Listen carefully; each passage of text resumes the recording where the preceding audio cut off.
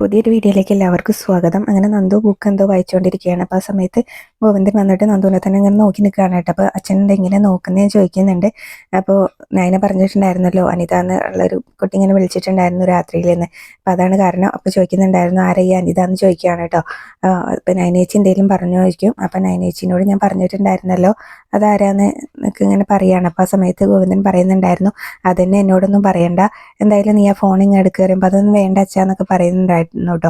പിന്നെ എന്തായാലും പിടിച്ചു വലിച്ചങ്ങ് വാങ്ങിക്കുന്നുണ്ട് ഗോവിന്ദൻ. എന്നിട്ട് നമ്പർ നോക്കുന്ന സമയത്ത് അനിത എന്ന് പറഞ്ഞ് സേവ് ചെയ്ത് വെച്ചിരിക്കുന്നത് അനിയുടെ നമ്പർ ആയിരിക്കും. ഇത് അനിയുടെ നമ്പറാണല്ലോ, അനി എന്തിനാ ആ സമയത്തൊക്കെ നിന്നെ വിളിക്കുന്നതെന്ന് ചോദിക്കുന്നുണ്ടായിരുന്നു. അപ്പോൾ നന്ദു പറയുന്നുണ്ട് ഞാൻ ഇങ്ങനെ അനി വിളിച്ചത് അറിഞ്ഞിട്ട് പോലും ഇല്ല, രാവിലെയാണ് അറിയുന്നത്. ഞാൻ എന്തായാലും ഒഴിഞ്ഞു മാറി നടക്കുകയാണ്, ഇതിനിപ്പോൾ ഞാൻ എന്താ ചെയ്യാന്നൊക്കെ പറയുന്നുണ്ടായിരുന്നു.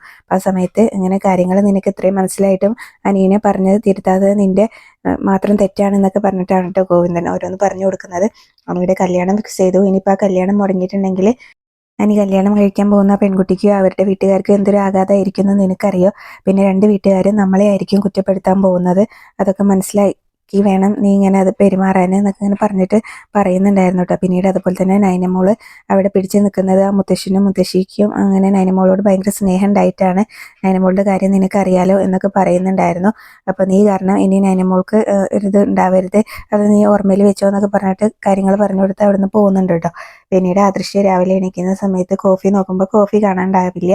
അപ്പോൾ ആ സമയത്ത് പറയുന്നുണ്ടായിരുന്നു ഇവിടെ ഇവിടെ പോയി കിടക്കുക, ഇപ്പോൾ നേരം വൈകിയാവും എണീറ്റുണ്ടാവുക, കുളിയും തേവാരൊക്കെ കഴിഞ്ഞ് അടുക്കളയിലായിരിക്കും എന്നൊക്കെ ഓർത്തുകൊണ്ട് ഇങ്ങനെ നിൽക്കുകയാണ് കേട്ടോ. അപ്പോൾ അപ്പോഴാണ് ദേവയാനി കോഫിയും കൊണ്ടുവരുന്നത്. കോഫി ഇങ്ങനെ ആദർശിൻ്റെ നേരെ നീട്ടുകയാണ്. അപ്പം മുഖത്തേക്കൊന്നും നോക്കാതെ ചോദിക്കുകയാണ് കേട്ടോ നീ എത്രയും നേരം എവിടെയായിരുന്നു എന്ന്. അപ്പോഴാണ് പിന്നെ നോക്കുന്ന സമയത്തായിരിക്കും ദേവയാനിയാണെന്ന് മനസ്സിലാവുന്നത്. അപ്പോൾ ആദർശാണെങ്കിലും പറയുന്നുണ്ടായിരുന്നു ഞാൻ പെട്ടെന്ന് എന്തോ ഉറക്കത്തിൽ നിന്ന് എണീറ്റപ്പോൾ എനിക്കിങ്ങനെ പരിസരബോധം ഇല്ലാതായി പോയി എന്നൊക്കെ പറയാണ് കേട്ടോ. അപ്പോൾ എന്തായാലും ഇത് കുടിക്ക്, നിനക്ക് തലയ്ക്ക് കുറച്ച് വെളിവ് വരട്ടെ എന്നൊക്കെ പറയാണ്. നീ ഏത് നേരം അവളെ മനസ്സിലിട്ടുകൊണ്ട് നടക്കുകയാണോ എന്നൊക്കെ ചോദിക്കുന്നുണ്ടായിരുന്നു കേട്ടോ. അപ്പോൾ അങ്ങനെയല്ലമ്മേ നമ്മുടെ ഇങ്ങനെ നമുക്ക് ഇഷ്ടപ്പെട്ട ഒരാൾ വീട്ടിൽ നിന്ന് മാറി നിന്നിട്ടുണ്ടെങ്കിൽ നമുക്ക് അവരിങ്ങനെ വീട്ടിലുണ്ട് എന്നൊക്കെ തോന്നുമല്ലോ എന്ന് പറയും. നീ എന്താ പറഞ്ഞത്, നിനക്ക് ഇഷ്ടപ്പെട്ട ആളെന്നോ? അപ്പം നിനക്ക് അവളെ ഇഷ്ടമൊന്നുമല്ലല്ലോ എന്നൊക്കെ പറയും. അങ്ങനെയല്ലമ്മേ, ഒരു പെൺകുട്ടി വിവാഹം കഴിഞ്ഞ് വീട്ടിൽ നിന്ന് പോയാലും അവർ ഇങ്ങനെ കുറച്ച് ദിവസം അവിടെ ഉണ്ട് എന്നൊക്കെ നമുക്ക് തോന്നില്ലേ? പിന്നെ അത് മാത്രമല്ല അവൾ ഇത്രയും ദിവസം ഈ മുറിയിലല്ലേ കഴിഞ്ഞുകൊണ്ടിരുന്നത്, അപ്പോൾ അതുകൊണ്ടാണെന്നൊക്കെ പറയുകയാണ് കേട്ടോ. അപ്പോൾ ദേവേനി പറയുന്നുണ്ടായിരുന്നു നീ അവളെ അധികം അത്രയും മനസ്സിലിട്ടുകൊണ്ട് ഇങ്ങനെ നടക്കൊന്നും വേണ്ട എന്നൊക്കെ പറയാൻ കേട്ടോ. അപ്പോൾ എന്തായാലും നീ കുളിച്ച് റെഡിയായിട്ട് ബ്രേക്ക്ഫാസ്റ്റ് കഴിക്കാൻ താഴേക്ക് വാ, ഞാൻ അതൊക്കെ എടുത്ത് വെക്കാമെന്ന് പറഞ്ഞിട്ട് അവിടെ നിന്ന് അങ്ങ് പോവാണ് കേട്ടോ. പിന്നീട് നന്ദുവിന് ചായയൊക്കെ കൊണ്ടു കൊടുത്തിട്ട് ഞാൻ പറയുന്നുണ്ടായിരുന്നു നീ ഇത് കുടിക്കി എന്നിട്ട് നമുക്ക് നടക്കാൻ പോകാമെന്ന് പറയും. അപ്പോൾ നന്ദു താല്പര്യമില്ലാത്ത പോലെ പറയുന്നുണ്ടായിരുന്നു എനിക്കിപ്പോൾ നടക്കാനൊന്നും മൂടില്ല എന്നൊക്കെ പറയാനുണ്ട്. അപ്പോൾ നീ പണ്ട് ഇങ്ങനെയല്ലായിരുന്നല്ലോ, നീയല്ലേ എല്ലാവരെയും വിളിച്ചുകൊണ്ട് കൊണ്ടുവരുന്നത്, അപ്പം നമുക്ക് നാളെ പോവാം എന്നൊക്കെ നന്ദു പറയുന്നുണ്ടായിരുന്നു കേട്ടോ. അപ്പോൾ അതൊന്നും പറ്റില്ല, നാളത്തെ കാര്യം നാളെ, ഇന്നത്തെ കാര്യം ഇന്ന് തന്നെ ചെയ്യണം എന്നൊക്കെ പറഞ്ഞിട്ട് നീ വേഗം റെഡിയാവുമെന്ന് പറയാണ്. പിന്നീട് ഞാൻ പറയുന്നുണ്ടായിരുന്നു നീ ഇപ്പോൾ എക്സസൈസ് ഒന്നും ചെയ്യാത്തതുകൊണ്ട് തടി കൂടി വരുന്നുണ്ട്, അപ്പോൾ എന്തായാലും നടക്കാൻ പോവാതെ പറ്റില്ല എന്ന് നന്ദുവിന് മനസ്സിലായി. അങ്ങനെ അവർ നടക്കാൻ പോവാണ്. അപ്പോൾ ആ സമയത്ത് ആദർശം അതിലൂടെ ഇങ്ങനെ നടന്നു വരുന്നുണ്ടായിരുന്നു. അപ്പോൾ നന്ദു ആണ് കേട്ടോ ആദ്യം ആദർശിനെ കാണുന്നത്. ചേച്ചി അങ്ങോട്ട് നോക്കിക്കേ, അതാരാന്ന് നോക്കിക്കേ എന്ന് പറയുമ്പോൾ അപ്പോഴേക്കും അവർ ആദർശിൻ്റെ അടുത്തേക്ക് വന്നിട്ട് നയനെ ചോദിക്കുന്നുണ്ടായിരുന്നു ആദർശേട്ടാ ഞങ്ങളെ കാണാൻ വേണ്ടിയിട്ടാണോ ഇതിലെ വന്നതെന്ന് ചോദിക്കട്ടോ.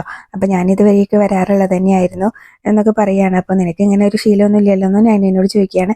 അപ്പോൾ എനിക്ക് എന്തായാലും ഈ ശീലമില്ല, നന്ദൂനുണ്ടായിരുന്നു, അപ്പോൾ അവളാണ് എന്നെ വിളിച്ചുകൊണ്ട് വന്നതെന്ന് ഞാൻ പറയും കേട്ടോ. അപ്പോൾ എന്തായാലും ആദർശേട്ടൻ ഇപ്പോൾ കുറേ ആയിട്ട് നടക്കാനൊന്നും പോകാറില്ലല്ലോ എന്ന് പറയുന്നുണ്ടായിരുന്നു. അപ്പോൾ ഞാൻ നടക്കാനൊന്നും പോകാറില്ല, നീ ഇല്ലാത്തതുകൊണ്ട് ഇപ്പോൾ നല്ല ഉറക്കം കിട്ടുന്നുണ്ട്, അതുകൊണ്ടാണ് ഇപ്പോൾ നടക്കാൻ ഇറങ്ങിയത്, ഞാൻ ഇതുവഴിയൊക്കെ ഇടയ്ക്ക് വരുന്നതാണെന്നൊക്കെ പറയാൻ കേട്ടോ. അപ്പോൾ ആദർശിന് അതങ്ങ് സമ്മതിച്ചു കൊടുക്കാൻ പറ്റുന്നില്ല കേട്ടോ, അവരെ കാണാനാണ് വന്നതെന്ന്. അപ്പോൾ എന്തായാലും പിന്നീട് നന്ദു ചോദിക്കുന്നുണ്ടായിരുന്നു അതിനിപ്പോൾ എന്താ, നിങ്ങൾ ഭാര്യയും ഭർത്താവും അല്ലേ, ഇവിടെ വെച്ച് കണ്ടു എന്ന് വെച്ചിട്ട് എന്താ കുഴപ്പമെന്നൊക്കെ ചോദിക്കുകയാണ്.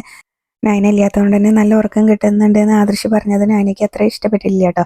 അപ്പോൾ നയന ചോദിക്കുന്നുണ്ടായിരുന്നു ഇനിയിപ്പോൾ ഞാൻ എൻ്റെ വീട്ടിൽ സ്ഥിരമായിട്ട് നിന്നാലും കുഴപ്പമില്ല എന്നാണോ പറഞ്ഞു വരുന്നതെന്നൊക്കെ ആദർശിനോട് ചോദിക്കുമ്പോൾ ആദർശ് പറയുന്നുണ്ടായിരുന്നു നിൻ്റെ സ്വഭാവം എനിക്കറിയാലോ, നീ ഇങ്ങനെ നിനക്ക് മുത്തശ്ശനും മുത്തശ്ശി എത്രയോ പ്രാധാന്യം തരുന്നുണ്ടെന്ന് നിനക്ക് നന്നായിട്ട് അറിയാം, അതുകൊണ്ട് നീ അത് വെച്ച് ഇങ്ങനെ മുതലെടുക്കില്ലേ എന്നൊക്കെ ചോദിക്കുന്നുണ്ട്. അപ്പോൾ ഞാൻ എന്തായാലും മുതലെടുക്കാനൊന്നും പോകുന്നില്ല, മുത്തശ്ശനും മുത്തശ്ശിയും തന്നെയാണ് എന്നോട് പറഞ്ഞത് നിനക്ക് ഇങ്ങനെ സന്തോഷം കിട്ടുന്നത് എവിടെയാണോ അവിടെ നിന്നോ എന്ന് പറഞ്ഞത് എന്ന് പറയട്ടോ. ഓ എന്നാൽ പിന്നെ ഇനി സ്ഥിരമായിട്ട് അവിടെ തന്നെ നിന്നോ, നാളെ ഇത് വഴിക്കൊന്നും വന്നേക്കരുത് എന്ന് പറഞ്ഞിട്ട് ആദർശ് അവിടെ നിന്ന് അങ്ങ് പോകുന്നുണ്ട് കേട്ടോ. അപ്പോൾ ആ സമയത്ത് നന്ദു ചോദിക്കുന്നുണ്ടായിരുന്നു, നിങ്ങളെന്താ അന്യരെ പോലെ സംസാരിക്കുന്നതെന്ന്. അപ്പം നയന പറയും, ആദർശേട്ടന് എന്നോട് ഭയങ്കര ദേഷ്യമാണ്, അപ്പോൾ അതൊന്ന് മാറട്ടെ, എൻ്റെ പ്രാധാന്യം ആദർശേട്ടൻ മനസ്സിലാക്കട്ടെ എന്ന് വിചാരിച്ചിട്ടാണ് ഞാൻ വീട്ടിൽ നിന്ന് തന്നെ മാറി നിന്നത് എന്നൊക്കെ ഇങ്ങനെ നയന പറയുകയാണ് കേട്ടോ. പിന്നീട് ആദർശാണെങ്കിലും അങ്ങനെ കുറച്ച് നടന്ന് വന്നിട്ട് ഇങ്ങനെ ചിന്തിക്കുന്നുണ്ടായിരുന്നു, അത്രയ്ക്കും വേണ്ടിയിരുന്നില്ല, ശരിക്കും ഞാൻ പറഞ്ഞാൽ ഞാൻ അവരെ കാണാൻ വേണ്ടിയിട്ട് തന്നെയല്ലേ ഇതിൽ വന്നത്, അപ്പോൾ അത്രയ്ക്ക് വേണ്ടിയിരുന്നില്ല എന്നൊക്കെ ഇങ്ങനെ ഓർക്കുന്നുണ്ടായിരുന്നു കേട്ടോ. അപ്പോൾ ആദർശിനും വിഷമമായിട്ടുണ്ട്. പിന്നീട് കനക പത്രം വായിച്ചുകൊണ്ടിരിക്കുമ്പോഴാണ് ആദർശ് തിരിച്ചു കയറി വരുന്നത്.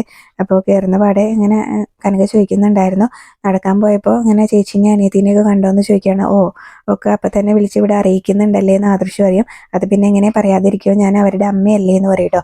അപ്പോൾ മോനിങ്ങനെ നൈനമോളില്ലാതെ പറ്റുന്നില്ല അല്ലേ, എന്നാൽ പിന്നെ മോളെ വിളിച്ചുകൊണ്ട് വരിക എന്നൊക്കെ പറയാൻ കേട്ടോ. അപ്പം അമ്മ എന്തിനാ അങ്ങനെയൊക്കെ ചിന്തിക്കുന്നത്, എനിക്ക് അവളെ ഇല്ലാത്തതുകൊണ്ട് ഒരു കുഴപ്പമില്ല എന്നൊക്കെയാണ് കേട്ടോ ആദർശ് പറയുന്നത്.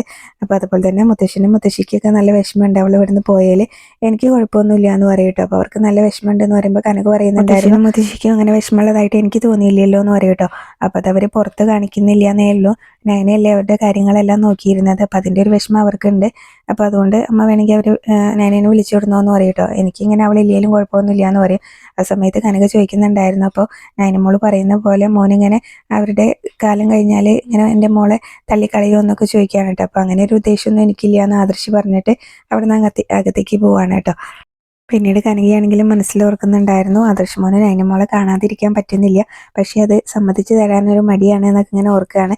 അതിനുശേഷം ആദർശ് ഇങ്ങനെ നൈനയുടെ കാര്യം തന്നെയാണ് കേട്ടോ ഓർക്കുന്നത്.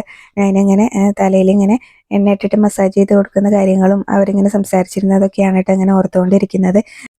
അതിനുശേഷം ജയൻ ഇങ്ങനെ പത്രം വായിച്ചുകൊണ്ടിരിക്കുന്നത് കാണിക്കുന്നുണ്ട്. അപ്പോഴാണ് ആദർശ് ഒരു എണ്ണക്കുപ്പിയായിട്ട് അങ്ങോട്ട് വരുന്നത് കേട്ടോ. അപ്പം അമ്മ എവിടെയെന്ന് ചോദിക്കും. അപ്പം അമ്മയ്ക്ക് ഇങ്ങനെ ഇന്നലെ ഇവിടെ നല്ല ജോലിയായിരുന്നല്ലോ, അപ്പോൾ അതുകൊണ്ട് ഇങ്ങനെ ഇതായിട്ട് കിടക്കുകയാണ്, മേലൊക്കെ വേദനയാണെന്നൊക്കെ പറയുന്ന കേട്ടു എന്നൊക്കെ പറയാണ് കേട്ടോ. അപ്പോൾ എണ്ണ തീർന്നിട്ടുണ്ട്, ഞാനിപ്പോൾ ഈ കാച്ചി എണ്ണയാണല്ലോ തേക്കുന്നത്, എനിക്കിപ്പോൾ ശ്വാസം മുട്ടലൊക്കെ ഉള്ളതുകൊണ്ട് ഇത് തന്നെ തേച്ചാൽ മതി എന്നാ മുത്തശ്ശി പറഞ്ഞതെന്ന് പറയുമ്പോൾ ജയൻ പറയുന്നുണ്ടായിരുന്നു, അത് മുത്തശ്ശിയല്ലല്ലോ പറഞ്ഞത് നൈനമോളല്ലേ എന്ന് പറയും.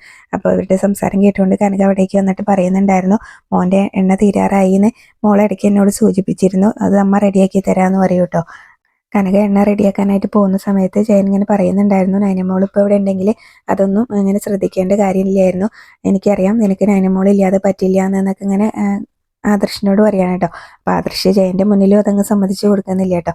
അപ്പോൾ പിന്നീട് നൈനേനെ പോയി വിളിച്ചു കൊണ്ടുവരാനൊക്കെ പറയുന്നുണ്ടായിരുന്നു. അപ്പോൾ ഞാൻ എന്തായാലും പോയി വിളിക്കില്ല എന്ന് തന്നെയാണ് കേട്ടോ ആദർശ് പറയുന്നത്. പിന്നീട് മുത്തശ്ശനും മുത്തശ്ശിക്കും വേണമെങ്കിൽ അവളെ വിളിച്ചുകൊണ്ട് വന്നോട്ടെ എന്നൊക്കെ പറയുമ്പോൾ എന്തായാലും ജയൻ പറയുന്നുണ്ടായിരുന്നു, അവരെന്തായാലും അവളെ വിളിക്കാൻ പോവില്ല, അവരല്ലല്ലോ അവളെ വിളിച്ചുകൊണ്ട് വരേണ്ടത്, നീ അല്ലേ എന്നൊക്കെ ഇങ്ങനെ പറയുകയാണ് കേട്ടോ. അപ്പോൾ എന്തായാലും അച്ഛന് അങ്ങനെ തന്നെയാണ് പറഞ്ഞത്, അച്ഛനൊരു രോഗം വന്നു എന്ന് വെച്ചിട്ട് അച്ഛൻ്റെ വാക്ക് തന്നെയാണ് ഇപ്പോൾ ഇവിടെ എല്ലാവരും അനുസരിക്കുന്നത് എന്നുള്ളതിലേക്ക് സംസാരിക്കുകയാണ്. പിന്നീട് അതുപോലെ തന്നെ അങ്ങനെ പറയുന്നുണ്ടായിരുന്നു, അച്ഛൻ തന്നെയാണ് പറഞ്ഞത് അവളോട്, അവൾ ഇങ്ങനെ അവിടെ തന്നെ നിന്നോട്ടെ, അവൾക്ക് എവിടെയാണ് സന്തോഷം കിട്ടുന്നത് അവിടെ നിന്നോട്ടെ എന്ന് അച്ഛൻ തന്നെയാണ് അവളോട് പറഞ്ഞതെന്നൊക്കെ പറയട്ടെ. അപ്പോൾ എന്തായാലും ആദർശ് വിളിക്കാൻ പോവില്ല എന്ന് ജയനും മനസ്സിലായിട്ടുണ്ട്. അപ്പോൾ അതൊക്കെ പറഞ്ഞിട്ട് ആദർശ് അവിടെ നിന്ന് പോകും കേട്ടോ.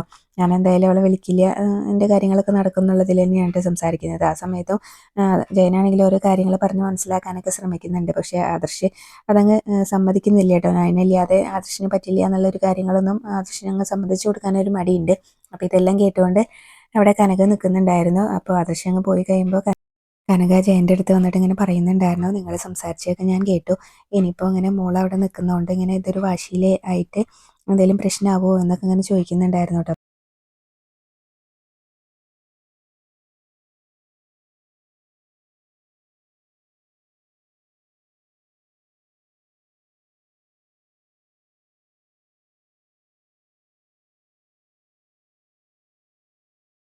പിന്നീട് അതുപോലെ തന്നെ ഇങ്ങനെ മുത്തശ്ശനെയും അതുപോലെ തന്നെ അച്ഛനെയൊക്കെ ഇങ്ങനെ അനുകരിച്ച് തന്നെയാണ് ആദർശ് ഇങ്ങനെ വളർന്നിട്ടുള്ളത്. പക്ഷേ ഇങ്ങനെ ചെറുപ്പത്തിൽ ഇങ്ങനെ അസുഖക്കാരനായ ഇങ്ങനെ അമ്മയ്ക്ക് ഇങ്ങനെ മകനോട് അല്പം വാത്സല്യം കൂടി, അപ്പോൾ അതിൻ്റെ ഒരു സ്നേഹമാണ് കാണിക്കുന്നത്. അപ്പോൾ അത് മുതലെടുക്കുന്ന അമ്മേനെ കാര്യങ്ങൾ ഇങ്ങനെ മനസ്സിലാക്കി കൊടുത്തന്നെ പറ്റുള്ളൂ എന്നൊക്കെ ഇങ്ങനെ സംസാരിക്കുകയാണ് കേട്ടോ. അപ്പോൾ അടുത്തതായിട്ട് അവിടുത്തെ കാര്യങ്ങളെല്ലാം നോക്കേണ്ടത് ഇങ്ങനെ ആദർശനും നയനയാണ്, അതിനുള്ള എല്ലാ യോഗ്യതയും ഇങ്ങനെ ആദർശനുണ്ട് എന്നൊക്കെ ഇങ്ങനെ പറയുകയാണ് കേട്ടോ. ഇനിയിപ്പോൾ അടുത്തതായിട്ട് അച്ഛൻ്റെ കാലം കഴിഞ്ഞാൽ ആദർശാണ് അവിടെ കാര്യങ്ങളൊക്കെ നോക്കേണ്ടതെന്നാണ് ജയൻ പറഞ്ഞു വരുന്നത്. അപ്പോൾ അതിൻ്റെ അത് അവർക്ക് മനസ്സിലാവണമെങ്കിൽ ഇങ്ങനത്തെ കാര്യങ്ങളൊക്കെ കൊണ്ട് നമ്മൾ അത് മനസ്സിലാക്കി കൊടുക്കണം എന്നൊക്കെ പറയുകയാണ് കേട്ടോ. അപ്പോൾ കനയ്ക്കൊരു സന്തോഷമാവുന്നുണ്ട്. അപ്പോൾ അവിടെയാണ് ഇന്നത്തെ എപ്പിസോഡ് അവസാനിച്ചിട്ടുള്ളത്.